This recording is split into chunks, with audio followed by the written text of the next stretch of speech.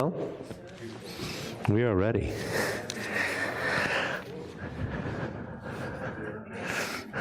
Good evening. It's a pleasure to begin this evening. And we start with the Shalom Aleichem in the Siddur, and those joining in at home. The Siddur, it's on page number 5, a song of greeting, a song of hope, a prayer for peace. On page number 5, Shalom Aleichem, Malachei HaShoretz, Malachei Elyon, Mi-Melech, Malachei HaMlochim, HaKadosh Baruch Hu. Boachem l'shalom, Malachei HaShalom, Malachei Elyon, Mi-Melech, Malachei HaMlochim, HaKadosh Baruch Hu. Baruch Hu ani l'shalom, Malachei HaShalom, Malachei Elyon, Mi-Melech, Malachei HaMlochim, HaKadosh Baruch Hu. Tzedchem l'shalom, Malachei HaShalom, Malachei Elyon, Mi-Melech, Malachei HaMlochim, HaKadosh Baruch Hu.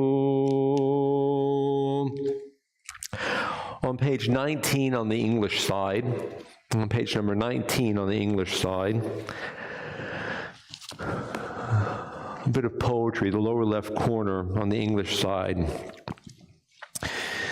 Blessed is your coming, Shabbat, blessed is your coming. Bring with you rest and peace following a tumultuous week filled with so many demands.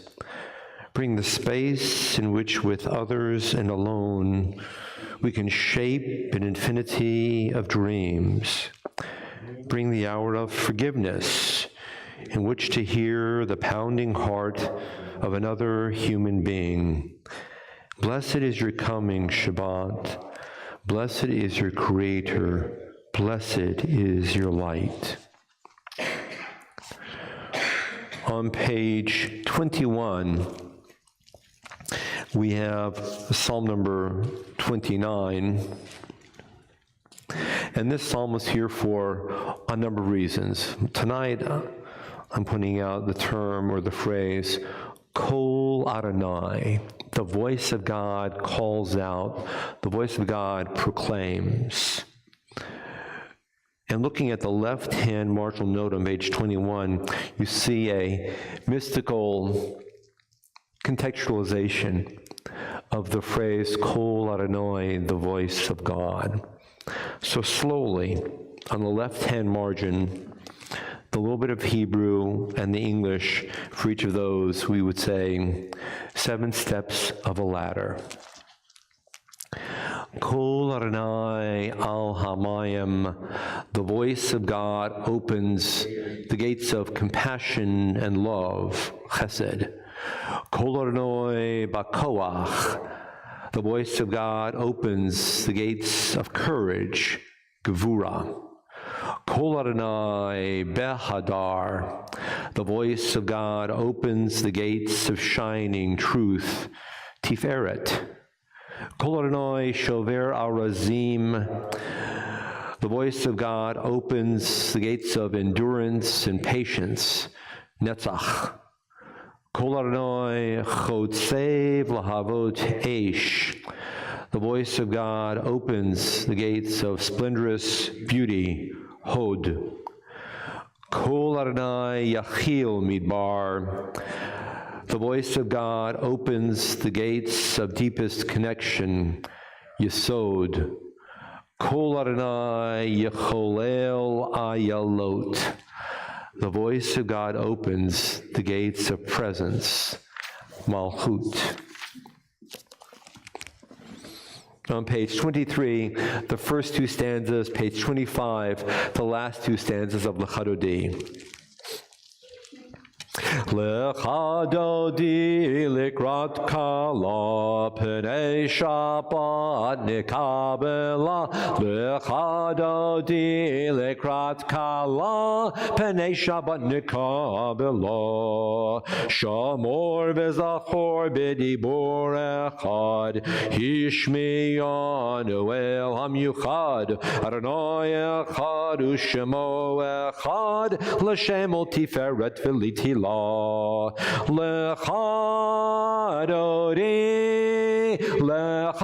lekrat kala p'nei Shabbat nikabela. L'Chadodi lekrat kala p'nei Shabbat nikabela. Likrat Shabbat l'chuven elcha ki mekor habracha merosh mikedem nisucha sof ma'aseh b'machshavat chila. L'Chadodi lekrat kala p'nei Shabbat nikabela. L'Chadodi lekrat kala p'nei Shabbat nikabela. Yamin u'smol tiferotzi v'yet Adonai ta'aritzi al yarish ben partzi v'nesmecha v'nagila. L'Chadodi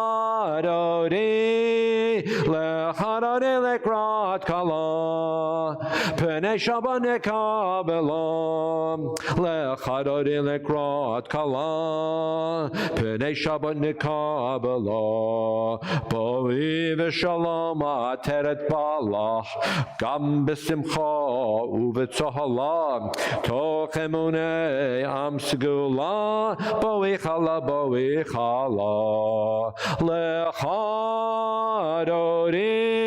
L'Chadodi likrat kala p'nei Shabbat nikabela.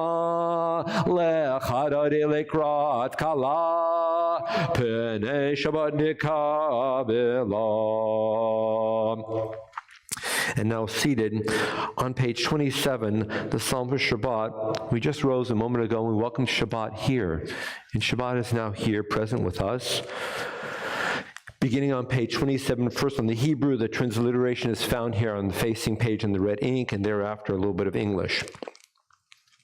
Mizmor shir liyom hashabbat tov lehodot ladonai ulezamer lishimcha elyon ulezamer lishimcha elyon lahagid baboker chasdecha ve'emunatcha balelot alei asor v'alei navel higayon bechinor mizmor shir leyom hashabbat tov lehodot ladonai ulezamer lishimcha elyon ulezamer lishimcha elyon ki simachtani roi befolecha b'maseh yadecha aranen magalu masecha Adonai ma'od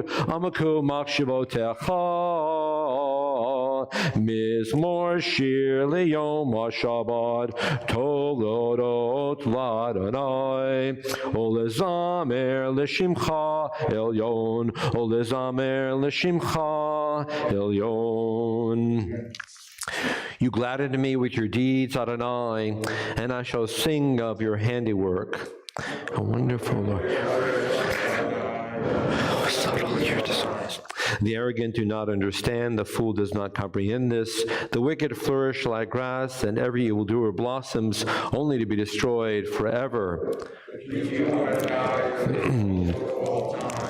Surely your enemies, Adonai, surely your enemies will perish. All who commit evil will be scattered. As the wild bull raises up its horn, you raise my head high and loaded it with fresh oil. As my enemies gather against me, my gaze remains steady, for my ears listen and hear. The righteous flourish like the date palm, thrive like a cedar in Lebanon, planted in the house of Adonai, they flourish in our God's courtyard. The last stanza. Tzadikatam yifrach kerez balvanon yiske shetulim beveit Adonai bechatzrot Eloheinu yafrichu od yenovon beseva teshenim verananim yiyu lehagid ki ashar Adonai suri felav latabom. And before we go into the Baruch Hu, something inserted. Pesach is just around the corner. You can almost smell the matzah brei. Not quite, but getting close. So I didn't print out the words, but I hope that most of us know the phrase Avadim Hayinu. Avadim, slaves, Hayinu. We once were slaves. Avadim Hayinu. We were slaves. Vata b'nei chorim. But now we're free. And that's a key element within the Haggadah. And there are multiple melodies about the phrase Avadim Hayinu Ata b'nei chorim. Once we were slaves, but now we're free. What does it mean about a society, a culture that develops a variety of melodies to address, to consider, to reflect upon once being a slave very, very seriously and in a real way, but understanding that we've become free? There's a highlight within our tradition of the metamorphosis from slavery to freedom. And that's why it's key. It's right after the 4 questions if you want to be curious as to where Avadim Hayinu is. And so now this is an easy listening melody composed by a modern singer-songwriter, Rick Recht, Avadim Hayinu.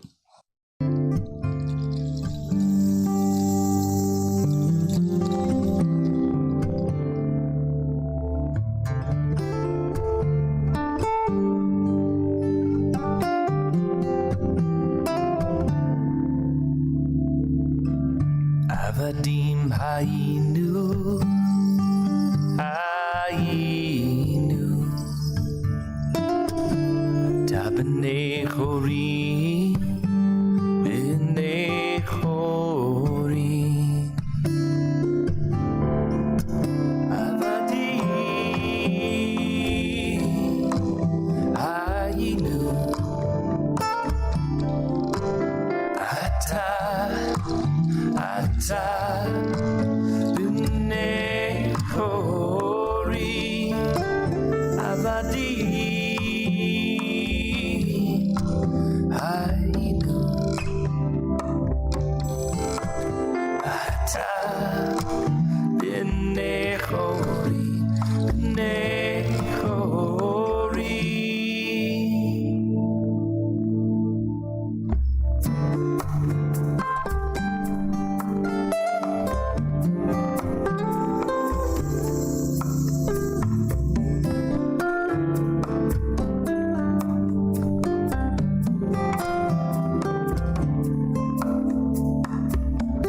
Avadim Hayinu, Hayinu, Ata b'nei chorim, b'nei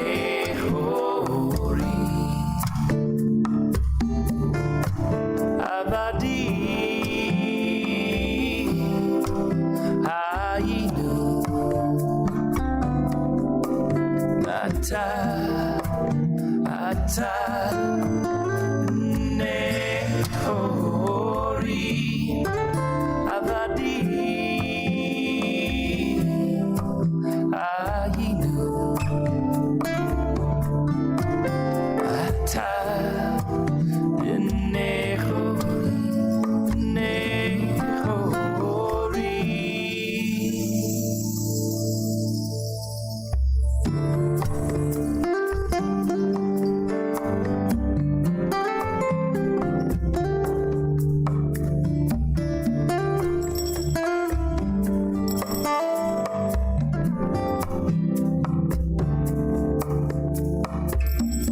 Avadim Hayinu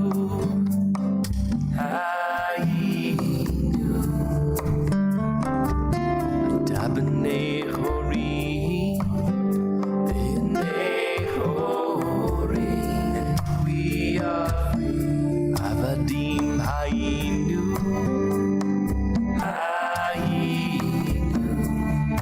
We are Dabnei Hori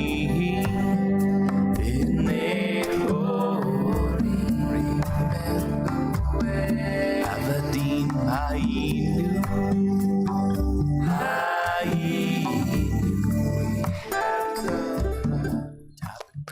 We rise, Baruch Hu, page 39a.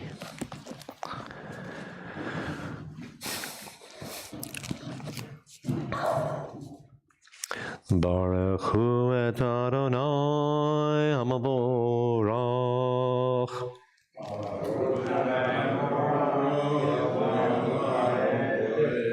Baruch Adonai Hamavorach le'olam va'ed.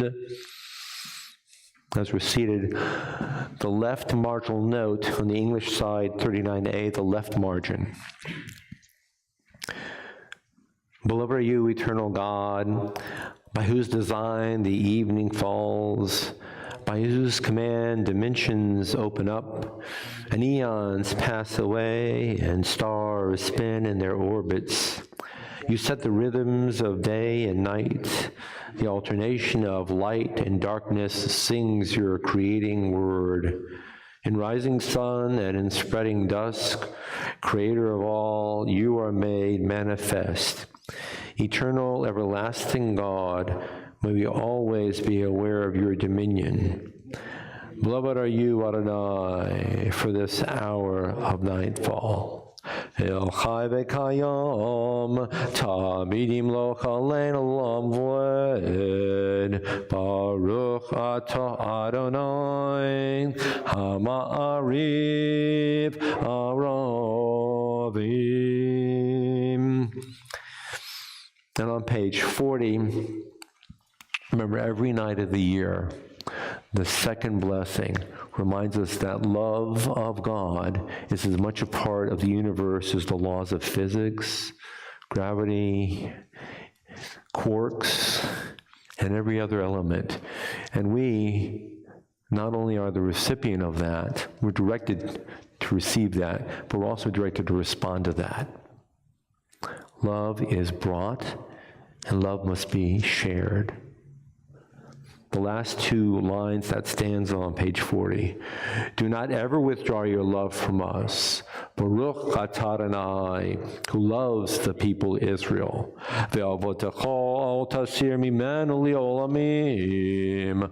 Baruch atah Adonai, ohev amo Yisrael. Page 41, Shema. Shema Yisrael, Adonai Eloheinu, Adonai Echad. Ve'ahavta et Adonai Elohecha b'chol levavcha u'b'chol nafshecha u'b'chol me'odecha ve'hayu hadvarim ha'ele asher anochi mitzavecha hayom al levavecha Vishinantam Labanecha, Vedibarta Bam, Beshivtecha Bevetecha, Ubelektecha Baderech, Uvishakbecha Vkumecha,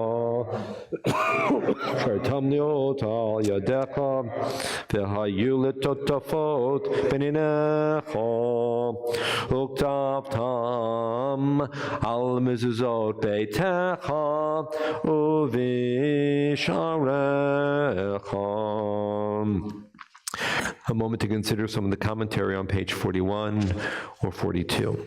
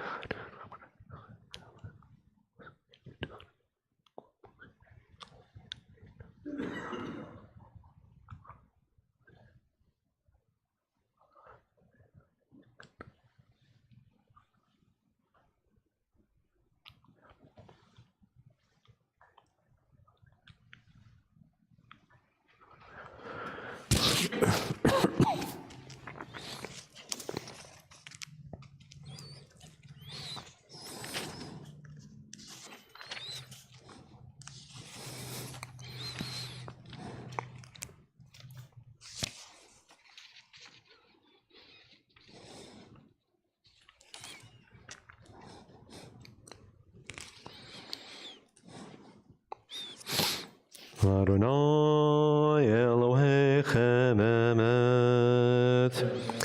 On page 44, Michamocha. Michamocha, Poelim Adonai, Michamocha, Nedar Bakodesh, Noratilot, Osefele, Malchutecha Ra'uvanecha, Bokea Yam Lifnei Moshe, Zeli Onu B'Yamru, Adonai Yimloch Le'olam Va'ed, V'ne'emar, Kifad Adonai et Yaakov, Ugalo mi'ar chazak mimenu, Baruch ata Adonai, Ga'al Yisrael.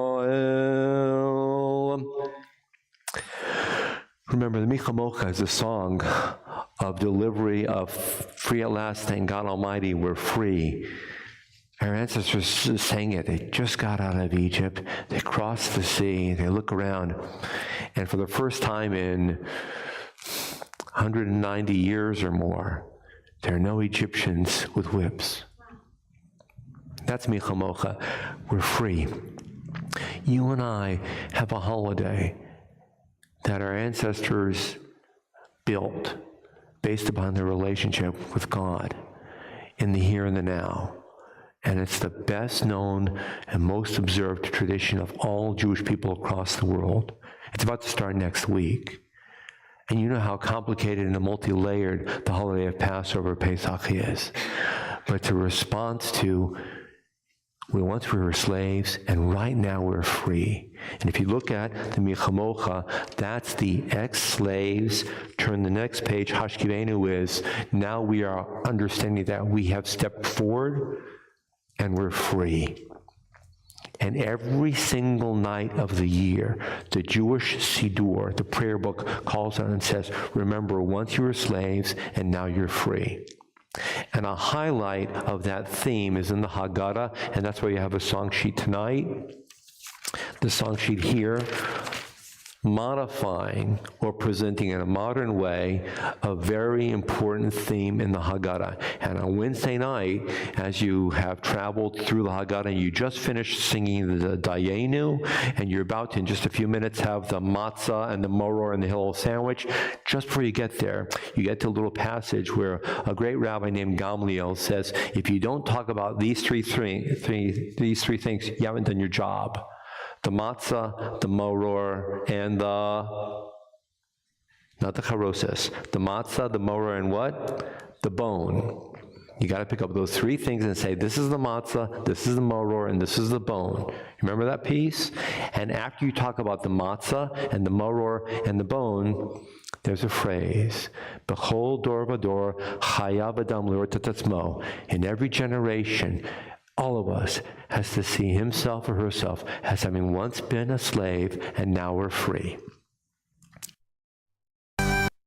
Thank you, Gadiel. In effect, the B'chol dor v'dor statement that Rabbi is saying you've got to look at is kind of a modulation or an integration of the Michamocha and the Hashkivenu. It's now returning to the song sheet. It's on the back of the white table if you haven't picked it up yet. It's B'chol v'dor, and it's by a duo known as Kol B'Seder. B'chol dor v'dor.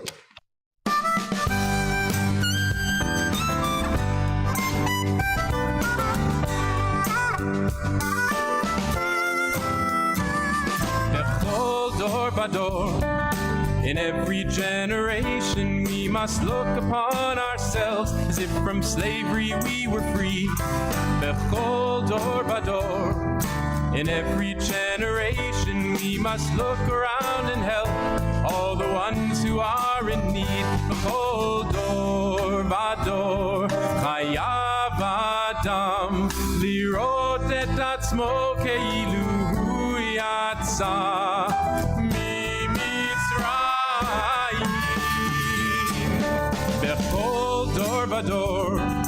In every generation we must lend a helping hand to the stranger and the friend.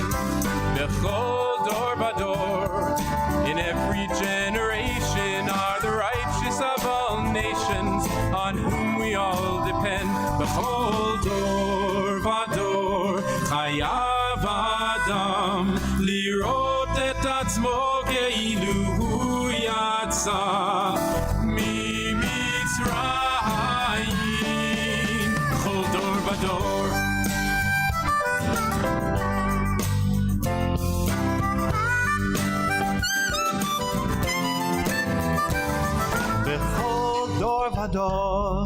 In every generation, we must learn from our mistakes. We must find a better way. B'chol dor v'dor. In every generation, there is a hope that with tomorrow will come a better day. B'chol dor v'dor. Anu chayavim lirot et atzmeinu. Anachnu yatzanu mi Mitzrayim. B'chol dor v'dor. In every generation we must look upon ourselves as if from slavery we were free. B'chol dor v'dor. In every generation we must look around and help all the ones who are in need. We must look around and help all the ones who are in need.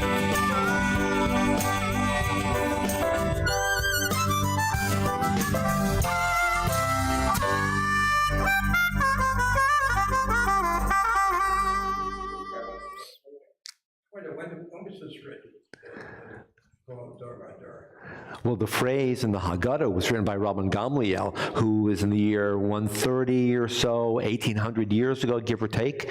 Much of the Haggadah is Mishnaic in origin, which is, 2,000 years ago. The current melody is, I guess, I don't know, maybe 20 or 30 years ago. But at the time of the Civil War, the Jews at the South had the same sermon, the same songs and everything. And yet they didn't go by that. They still kept this way. That's a very multi-textured question that takes a lot of response, and it's not nearly as clear-cut as you just said. So, but we don't have the time to do that right now. But we'll talk about that at some point, maybe over the nibbles a little bit at the end of the service. I don't necessarily agree with you there. We're on the top of page 46.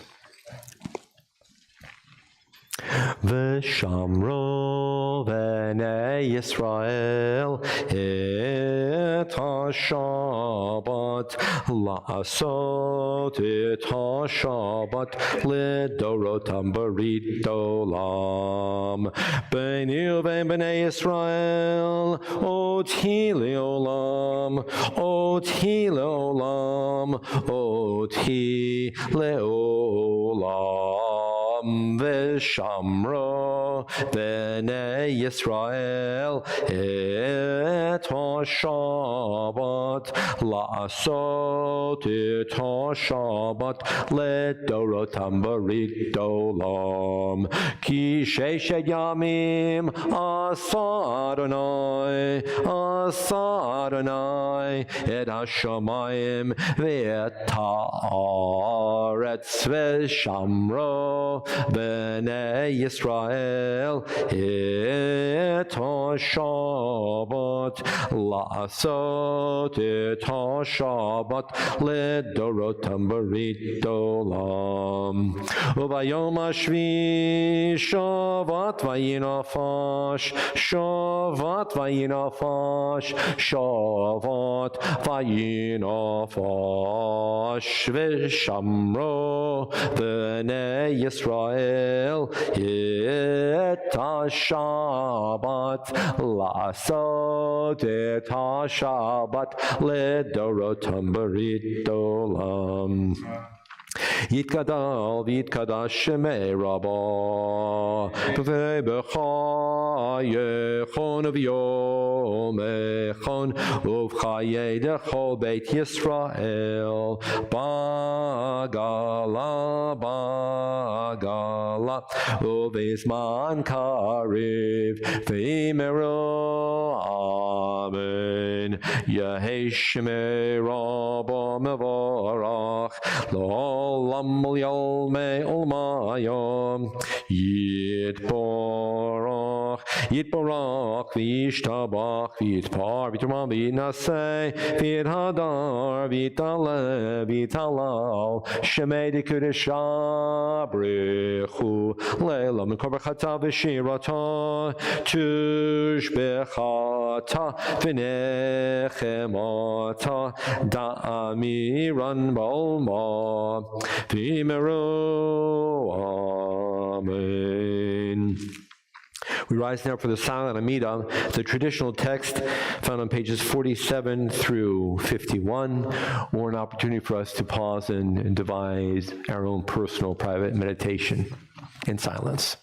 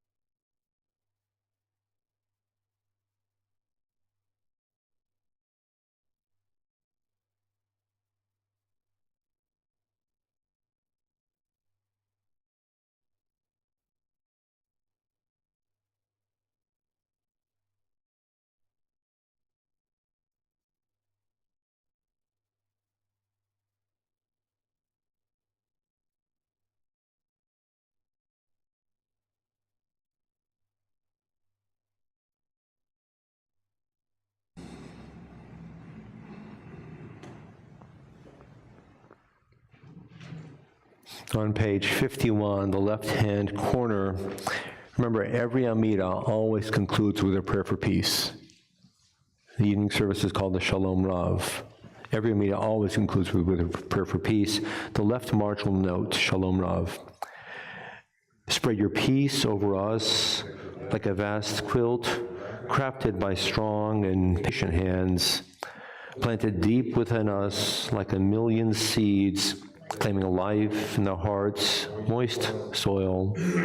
Grant it now to those born your people, to those who have walked winding paths to become so, to those still burdened by history, to those with no memory of want or fear. Grant a generous peace to those who reach for it through the steady breath of the body, to those who grasp for it in a child home from the reserves, to those on the streets for the rights of others, to those on guard for the safety of their own, with abundant gentle blessing. Master of peace, kiss all of us. Good night. We rise the Olenu on page number 56.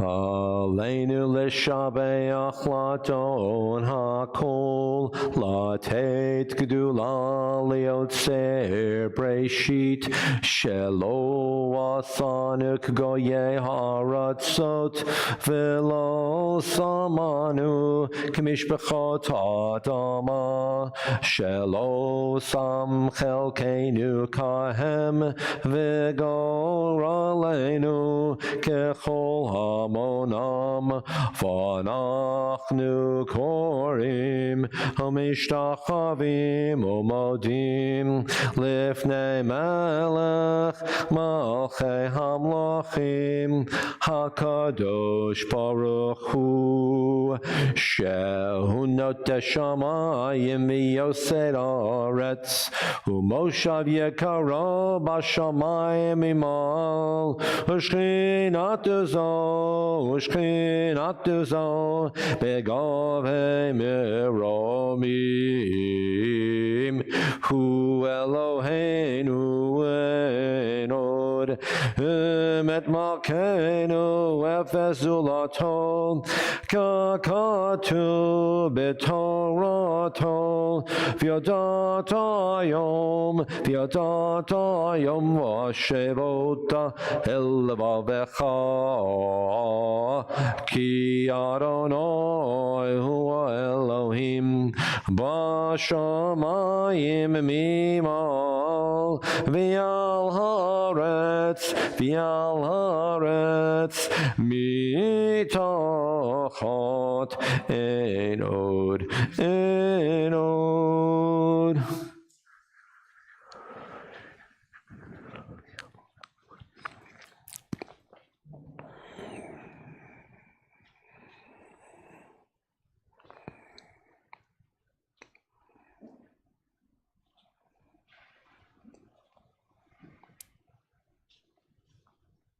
Kakatu b'Toratecha, Adonai yimloch l'olam v'ed, v'nemar v'haya Adonai l'melech al kol haaretz, bayom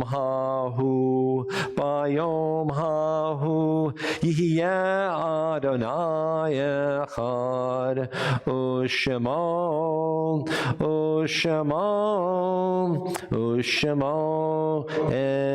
echad.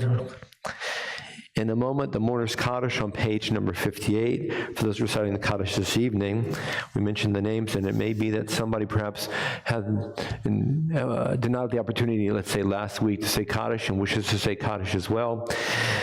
On this Shabbat, we remember with great love Anita Rips, Joseph Loeb, Lena Goldrich, Mary Sherman, Ida Carol Mazel, Leon Capeluto, Max Mazel, Rose Gottlieb Rips, Elizabeth C. Grishman, Lois Hegel, Leland Manuel Reiner, Roseanne Rips, Michael Miller.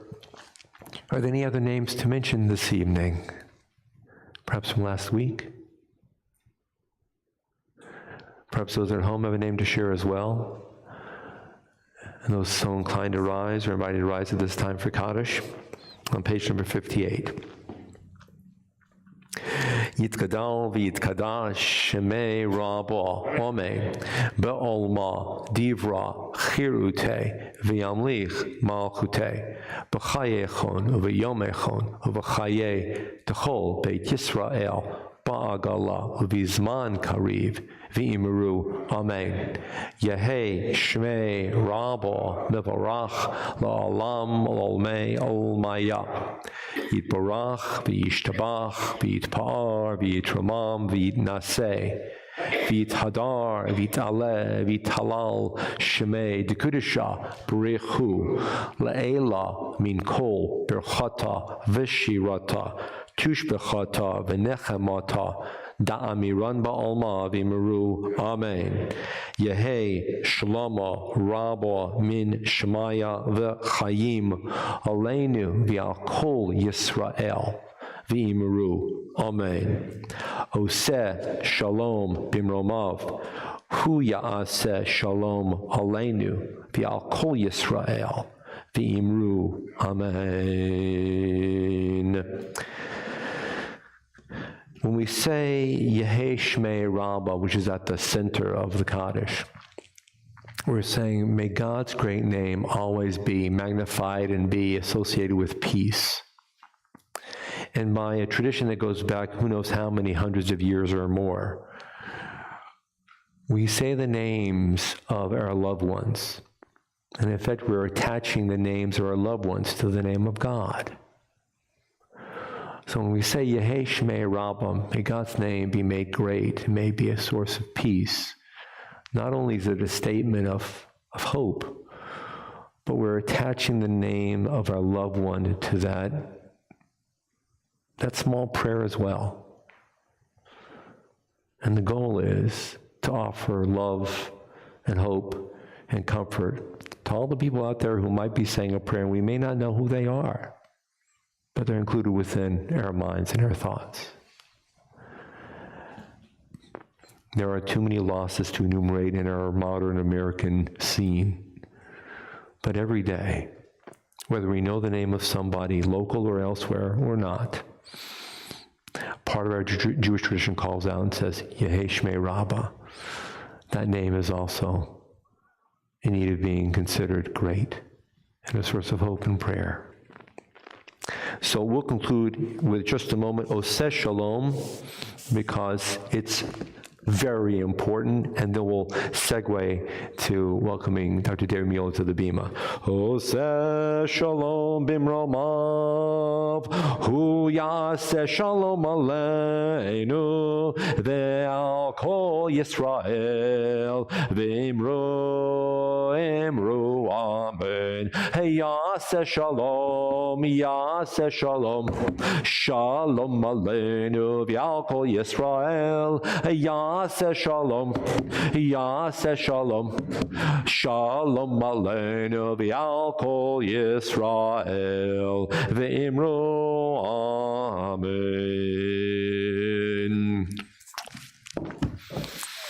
Come on up. It's a pleasure to welcome Dr. David Miola to our Bima. Dr. Miola is the Bert and Fanny Meisler Professor of Jewish History and Jewish Studies. Come on over to this side, sir. History and Jewish Studies. And not only is he establishing a significant mark within our own local community through his touch vis-a-vis the University of South Alabama, but in too many ways to enumerate. If we had another 20 minutes beyond what he's going to say, we could talk about it, but we can't. So we'll say also we are grateful to David and all that he does to support our community. He's co-president of the Mobile Area Jewish Federation. Commission. He's very involved in the Gulf Coast Center for Holocaust and Human Rights Education. It took me a month to learn how to say all that. He's also a member of the Alabama Holocaust Commission. Am I leaving anything out? Mobile Christian Jewish Dialogue. Father. I was a husband, father. I used to say, Father. I was going to say, 19 years just a couple days ago. I know, and you used to sell popcorn with your boys and Cub Scouts, because I remember all that as well. So, without further ado, and Dr. David Miola, and then afterwards we'll have a chance to make kiddush and motzi and have some nosh in the library, because everything else here has become a chametz-free zone. But stay for a few minutes of a nibble and nosh in the library. Dr. David Miola. Thank you. It's not on yet, but my voice projects, I think, so it'll just be real loud. Thank you, Rabbi Steve, so much for inviting me to come up here. So about a year ago, I finally had the opportunity to go to Germany, and I was awarded a J. William Fulbright U.S. Scholar Grant. This grant was given to me actually in January of 2020, but due to the pandemic, it was postponed for 2 years. It was a twice delayed journey, and for those of you who want, I have my computer here with some slides and pictures, and I'll put them out by the table and everything later, and you can flip through them and everything so you can kind of see some pictures so you could see where I went. I was located in the city of Göttingen, which just geographically, for those of you who don't know anything about Germany at all, it is about an hour south of the city of Hanover and about 3 hours south of the city of Hamburg, right on the main train line. One of the things that I got to do, of course, was travel around to lots of cities. I got to see lots of friends. Many of you know, for those of you who know me, I travel to Germany a lot. That's my research. It's like another home to me.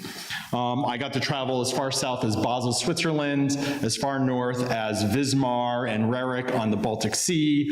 I got to go to Berlin and all the way over to basically the Saar Valley in the kind of the central and west. Now, I was there for a very specific purpose, and this was the Fulbright grant. My grant, which is kind of an outgrowth of my first book, which, and the shameless plug, the 2 days in a row of shameless plugs, is available on Tuesday through Indiana University Press, which is called We Will Never Yield, Jews, the German Press, and the Fight for Inclusion During the 1840s. So this project, I found individuals during my first project who I wanted to explore further. And most of these men were located in the cities of Mannheim and Heidelberg.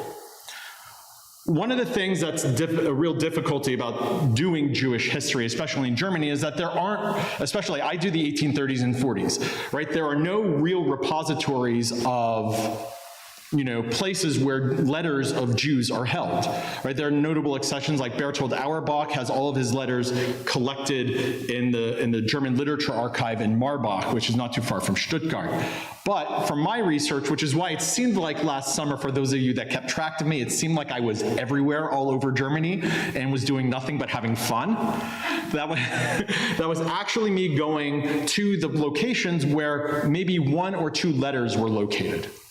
Because what happens is that we don't actually have many of the letters that the Jewish men themselves wrote, but we have, or not necessarily that they wrote or that others wrote to them, but we have letters that were found in the collections of their non-Jewish writing partners. So I was going around to their collections and I was trying to find their things. And that's what brought me to places like Heidelberg and Mannheim. Particularly of note for this next project, I'm looking at the connections between Jews and Christians who lived and studied in Mannheim and Heidelberg and built what would eventually be called the democratic and liberal movements of the 1840s, which led to the revolutions of 1848. Right, so for those of you who don't know, the Jewish community of Mobile back in 1848 someone came from this area in Germany named Joseph Bloch. And for those of you who know, I did that exhibit a few years ago with Deborah Gert, and when we had the Southern Jewish Historical Society conference here, where Joseph Bloch's life was on display. He was from a town called Wachenheim, which is not too far from Speyer, just along the Rhine.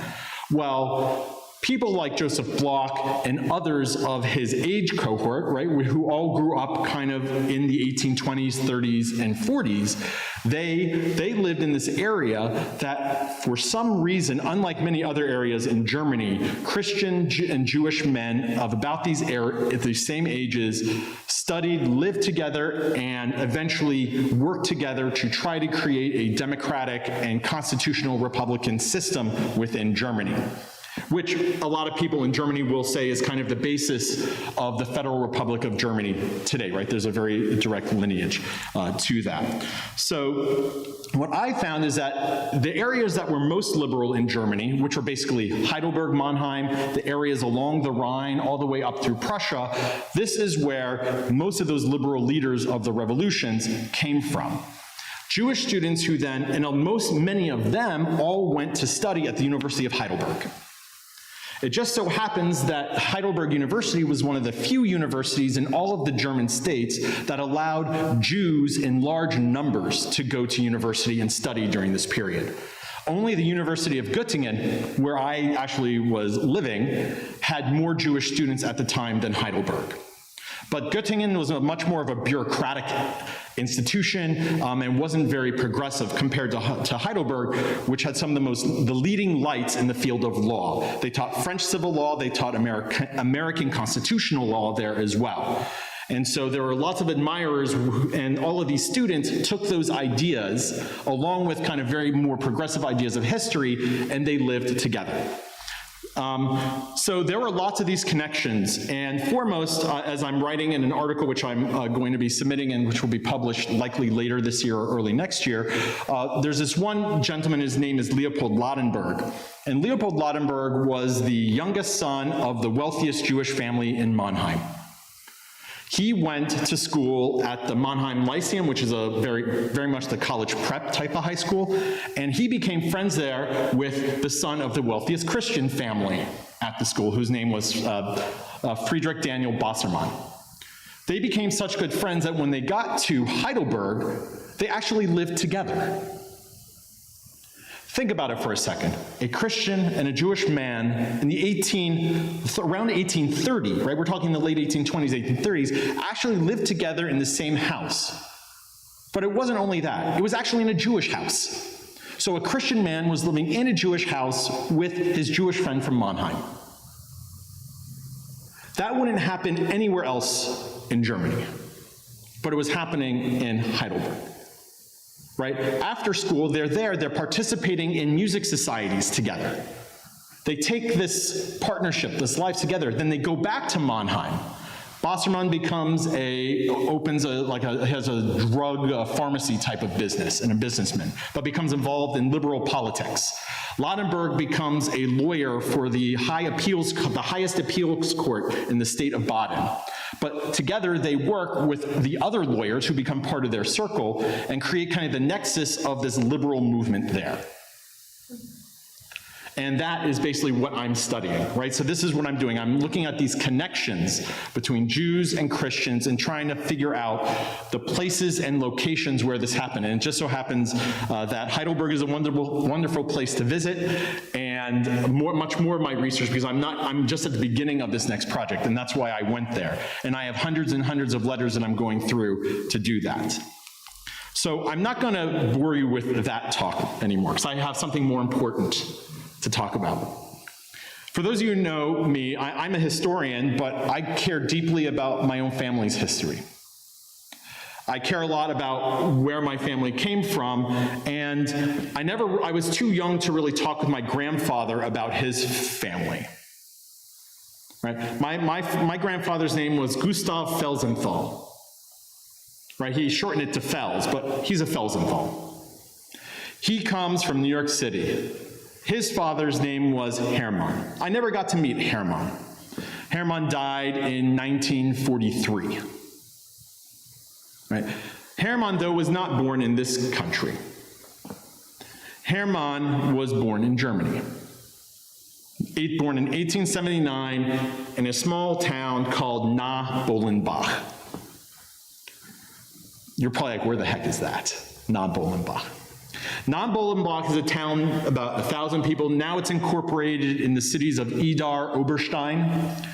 And this is about, if you know where Frankfurt is, for those of you who've ever been through Germany, and you go directly southwest about 60, 70 miles, that is kind of the region where Idar Oberstein is. So I actually had an opportunity. I took 4 days out of my entire 4 months in Germany, and I went to do some family research. 2 days in June, and then 2 days in July. I went back to Idar Oberstein, and partially why I went to Idar Oberstein wasn't necessarily only for Hermann, but because my sister had done some work on ancestry. And we come to find out within the past decade or so that my great-grandfather had a sister, and her name was Ida. I never knew Ida. I knew I had an aunt Ida, right? Hermann named one of his daughters Ida. Ida, his sister, never stayed in Germany. So Hermann emigrated to the United States in 1896. All right, he was raised in a family of butchers, and I'll get to their story in a little bit. But his sister, Ida, was actually his half-sister, and that's another story I can talk about at another time. Ida stayed, and so did his next oldest brother, whose name was August. They stayed. Well, I happened to find out through ancestry as well that Ida and August and her entire family were all murdered by the Nazis. So it was Isa Felsenthal, and she married, and her married name was Katzenstein. Her husband Ernst as well. They were both murdered along with their sons, Ernst, Helene, and Friedel. And then Ernst had a wife named Sarah. They had, in 1938, they had all escaped to the Netherlands and were eventually caught there. And in 1941, they were sent through Westerbork, some to Auschwitz and some to Sobibor.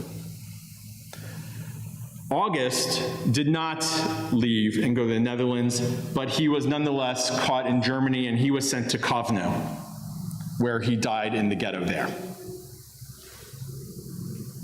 So I went to Idar Oberstein because my goal was actually to try to find where they last lived and try to actually find the information to be able to put together enough information for the Stolpersteine. For those of you who don't know, the Stolpersteine are these little stumbling blocks and stones that get put in front of the house where Jews last lived in Germany. Unfortunately, none of those records exist, so that was a bit of a dead end. But I got to see the area anyways. But I also got to see a lot more. I actually explored the town, and through some help of some local historians, I actually ended up finding out much more about Ida's and Hermann's parents and grandparents and great-great-grandparents as well. I was given by a local historian, when I said the last name I was looking for was Felsenthal, actually said, I've seen that name before. And a couple days later, in my email, a bunch of advertisements showed up. Some of them were from the 1880s, some from the 1870s, 1860s, some from the early 1900s. I've come to find out that the Felsenthals, as I mentioned, my great-grandfather Hermann was raised as a butcher, as an apprentice butcher, and that's what he did in New York City. He was a butcher. Well, you become a butcher because your family's been butchers, right? And you go through and you all the way back. But the advertisements I got say nothing about them being butchers. They actually owned what was called a Gasthaus or a Gastwirtschaft. Basically, they owned a place where you can go throw parties. Right, reception rooms, right? So they were butchers, but it actually makes a lot of sense. The butchers who owned all the catering, if they had the space as well, they would just throw the parties themselves. And the advertisements were actually for dance parties.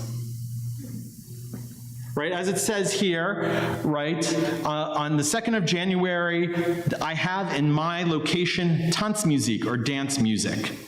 Jakob Felsenthal.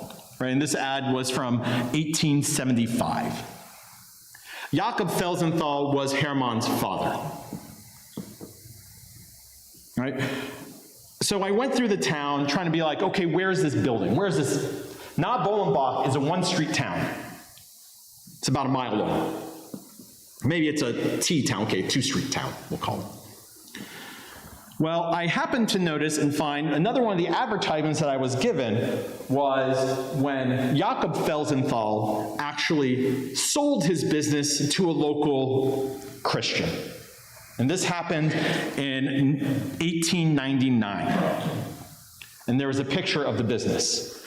Well, using that information, I actually stumbled upon this. I just happened to be walking through the town, and they have this little picture of historical Naht-Bolenbach, and they have all these pictures.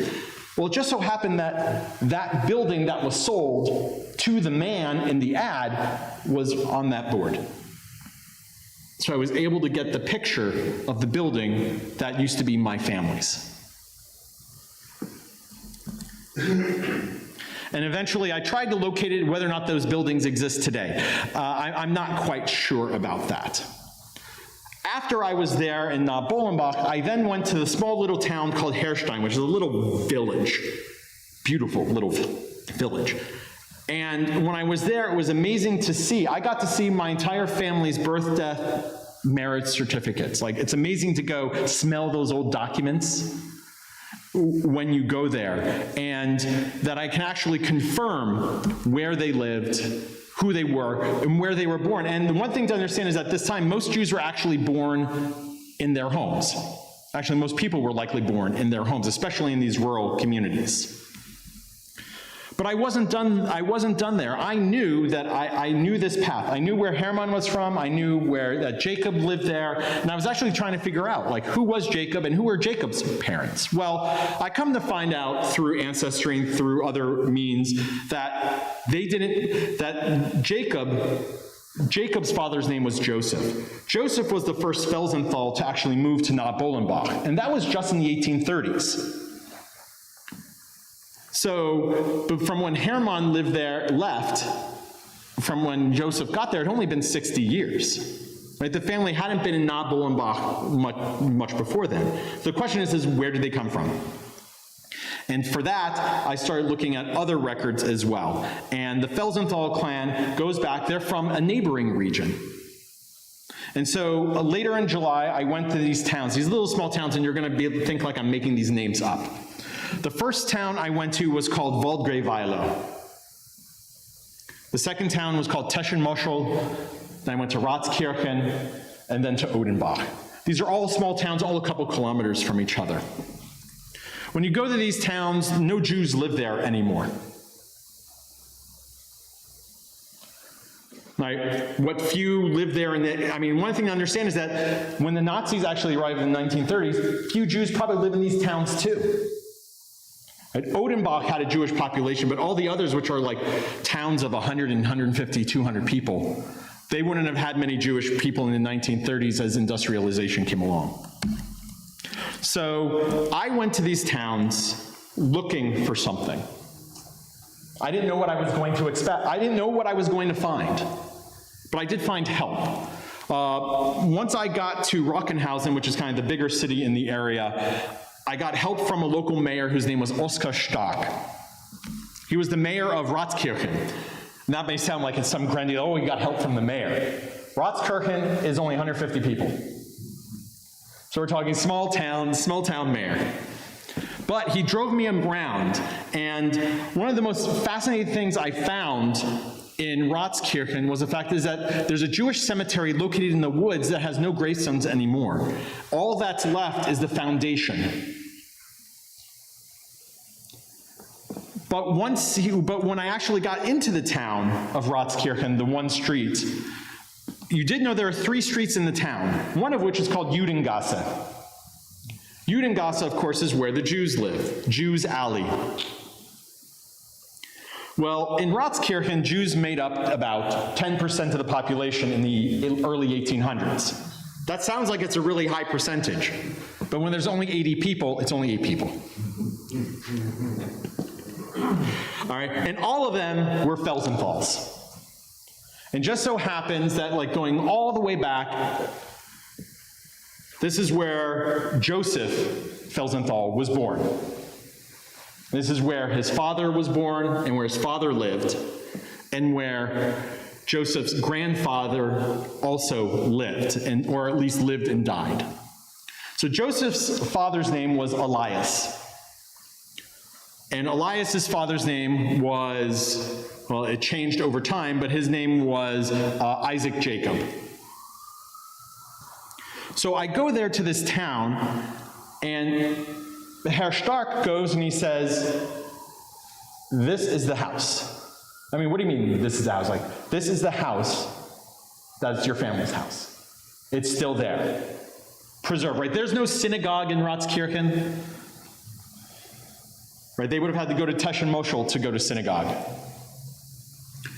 But here lived the house where Elias Felsenthal, what was for his entire life, lived, died in this town. It's also where his father lived. But more than that, Herr Stark actually brought me to his town hall, which is a musty, dusty office in the top of a building, and he opened up an old tax record book. And there it was Elias's name and the property that he owned. And if you take a look at the picture of the street of the Judengasse, there's a house on one side, and right on the other side, there is the barn, because Elias was a cattle dealer. And I know he was a cattle dealer not only because it said barn there, but if you go to Speyer, into the records there, there's actually, all Jews actually had to pay for patents just to live in these areas. And there it said right next to Elias's name that he was a Kuhhändler, or a Viehhändler, which is a cattle trader. So I go there and I learned, and the one thing about this trip that's actually really fascinating is that I took this information and then I was like, well, what am I going to do with it? Well, through going there, and I was able to find connections to other people. And I happen to remember that I saw the name Felsenthal once when I was part of the Southern Jewish Historical Society records. And I contacted this person. She lives in Memphis. Just so happens that I am related to that branch of the family, because that branch of the family also comes from this region. All of the Felsenthals all changed their name all around the same time. And that stems back to Elias Felsenthal, my direct ancestor. Because their names before, right? For most of you know that Jews didn't have last names. Right? We had the patronymal type of system, Ben, Bat, all of that. But when Napoleon came through, he forced all of the Jews to take on permanent last names. And so all of those that were related chose names that were all similar. My family chose the name Felsenthal, right? And the question is, you were probably wondering, what does that mean? Why did they choose Felsenthal? Well, it really just happens to deal with the location place, right? Fels, or Felsen, are like cliffs. Tal means valleys. So here you have the cliffs and valleys, because they lived in an area of cliffs and valleys. And that's the origin of our family's name. So I was put through this family, and actually come to find out with my family through this whole experience that there are about 300 or 400 Felsenthal descendants living in the United States today. Some of which lived in the South, fought in the Civil War, some of which came much later. There's a whole history that I can talk about with all of this, but one of the most things that I find about this experience when I was going through this experience is that connection I now had to my research. My first book project was just my personal intellectual interest. But now all of this stuff that I found out here, when I talk to my students about Jewish history, I can tell them about my history. Because all of those things that I tell my students about, I can actually tell them the examples that from my own family about how these policies now applied to Jews and how applied to us as a community. And as I've noticed many more times, and I've done this before, is like when I've made these stories very personal, the students kind of get it and grasp it a lot more, right? It's not just abstract history anymore. It means something very much to them. The one thing I'll end with this is when I was in Odenbach. For those of you who've never ever been to a rural synagogue in Europe, Odenbach is a perfect one for, and I have some pictures here that can show you. The largest the community ever was 150 Jews. Right? The steps, the building are narrow. Right? Just like the old synagogues, women and children upstairs, the men downstairs. But you'll be amazed just by looking at this building and through the pictures, like how, I don't know how they crammed all the people in there who went. Well, the answer is if they were anything like, many Jews today, many Jews in the late 18th century also did not go to synagogue. So it was not always very full. They had enough for a minyan, but they never really had that many that showed up. This experience of going there and doing this family thing, like the professional side, of course, was very rewarding, right? I had 4 months to do research that I had been wanting to do for years, and I get to move on to my next project. But the thing I'm most grateful for having the opportunity to have done is actually go find this out about my family's history. Right, to find out where they were from, find out some of these stories. Right, one of the things I didn't say earlier was that the Felsenthals, right, Jacob Felsenthal, as I mentioned before, he was the central node of the canoeing club. Have you ever heard of a Jew being the central node of a canoeing club? Yet, there he was. The canoeing club was centered right at his Gastwirtschaft. And that is something that is really, really quite fascinating. And it just made it all come alive, right? I mean, all of this feels like I'm doing it for a purpose, right? I'm not just I do history because I love history, but by doing what I'm doing, by doing this research, by going out and finding their past, I'm actually, we're talking about honoring those who have died, through the Mourner's Kaddish and through everything we're doing when we're recalling the story. By recalling these stories, I'm doing exactly the same thing. And I feel many ways that through my histories and through my work, I am doing a service to the Jewish community in some ways, but for myself, for my family, and ultimately, to God and to preserving our legacy. So with that, I would love to hear your comments. Please, I've got all these slides here that I prepared that I know about, and that they'll be over there. And we'll adjourn to the library. Yeah, and please come join us in the library for some spirits. And thank you all very much for coming, and thank you all for listening.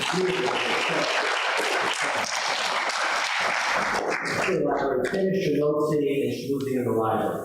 You should sell. But Ancestry already has a lot of, they have the dates, they don't have any of the other stuff.